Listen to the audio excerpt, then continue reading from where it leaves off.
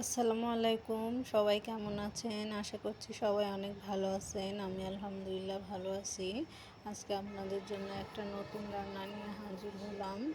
তো আজকে আমি রান্না করব মুগ ডাল দিয়ে মুড়িঘণ্ট, কার্পু মাছ দিয়ে রান্না করব, কার্পু মাছের মাথা দিয়ে আর কি।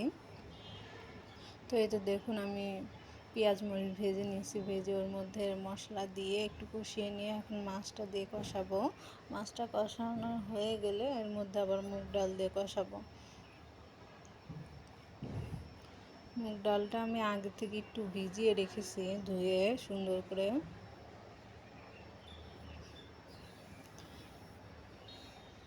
এখন ওই যে মুগ ডালটা দিয়ে এখন এটাকে আমি সুন্দরভাবে কষায় নেব। কষানো হয়ে গেলে এর মধ্যে পানি দিয়ে যাতে ডালটা সিদ্ধ হয়ে যায় সেই রকম পানি দিতে হবে, সেরকম।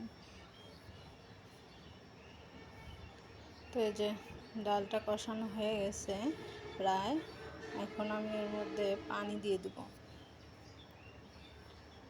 পানিটা পরিমাণ মতো দিতে হবে, একদম বেশি দিলেও হবে না, আবার একদম কম দিলেও ডালটা সিদ্ধ হবে না। তো আমার পরিমাণ মতো পানি দিয়ে আমি একটু ঢেকে দিয়েছিলাম। ঢেকে দেওয়ার পর বলক আসলো, তখন আমি নামিয়ে নিছি। তো হয়ে গেছে।